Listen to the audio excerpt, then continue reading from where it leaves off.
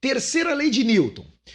Bom, nós já falamos da primeira lei de Newton, lei da inércia, a segunda lei de Newton, princípio fundamental da dinâmica. Agora, a terceira lei de Newton, ação e reação.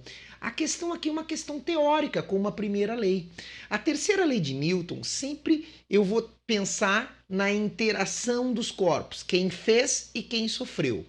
A toda força de ação F corresponde a uma força de reação menos F com a mesma intensidade, mesma direção e sentido oposto. Quando a questão está discutindo segunda, não terceira, segunda, eu ponho um bloco e ponho as forças atuando sobre esse bloco. Essa é uma questão típica de segunda lei de Newton. Então eu pego o bloco e ponho F1, F2, F3, F4, tudo num bloco. Essa é a típica questão de segunda. Quando eu estiver falando de uma questão de terceira lei de Newton, eu sempre vou falar assim, ó. Ah, tem uma força num dos blocos. Quem é que fez essa força? Então tá ali, ó. Homem empurrou o bloco. Ação. Reação. Bloco fez força no homem. Então sempre é um par de quem fez e quem sofreu. É diferente da segunda lei, que eu coloco um corpo e eu coloco as forças sobre aquele corpo. Olha só, características de ação e reação. Ação e reação têm sempre o mesmo valor, pessoal. Os efeitos não... Isso aqui confunde demais, porque os efeitos não precisam ser o mesmo.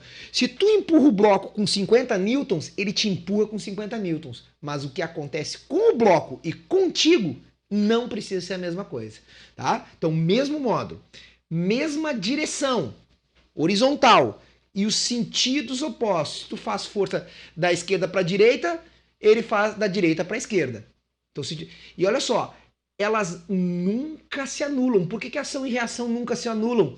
Porque elas estão sempre em corpos diferentes. Essa propriedade é importantíssima. Se tem duas forças com o mesmo módulo, mesma direção em sentidos opostos, mas estão no mesmo corpo, elas não farão par ação e reação. Não farão par ação e reação. Tá? Tem que estar em corpos diferentes. Por exemplo, aqui, ó. Forças de campo, elas agem à distância. Planeta Terra puxa o corpo. Corpo puxa o planeta Terra. Ação e reação. Tu vê que uma está no corpo e outra está na Terra. Ó, forças elétricas. A carga Qzão empurra a carga Qzinho e a carga Qzinho empurra a Qzão. Elas têm mesmo módulo, mesma direção em sentidos contrários. Forças em ímãs. Todas essas aqui de campo agem à distância. Ó, o ímã 1 faz força no ímã 2, o ímã 2 faz força no ímã 1. Repulsão entre os ímãs, ação e reação. Agora, força de contato, está encostando. Força de tração, daqui a pouco nós vamos ver, olha aqui, ó, força de tração. A corda faz força no balde, balde faz força na corda. Tá vendo que a questão de ação e reação, eu sempre tenho a interação entre dois corpos? Ó, normal, tá encostando. Mesa faz força no livro. Livro faz força na mesa. Aí tá o par ação e reação. Tem muita gente que acha que peso e normal é ação e reação. Não, peso e normal estão no mesmo corpo, tá? Agora, olha aqui, ó. Na descida, a superfície faz força no corpo, o corpo faz força na superfície. Tá bom? Segue. Mais exemplos. Ó, nós vamos ver um caso importante da pessoa caminhando. A pessoa empurra o chão para trás, o chão empurra a pessoa para frente. Ação e reação. Observe que uma força está no chão, pessoa no chão para trás. E outra está na pessoa, chão na pessoa. Elas têm mesmo módulo, mesma direção, sentido contrário. Essa aqui é muito legal, ó, pessoal. O carro vermelho batendo no carro verde. Pode ser um Fusca e uma caminhoneta. Aquelas caminhonetas gigantonas, né? Pessoal, aí o Fusca amassa todo, o efeito é diferente.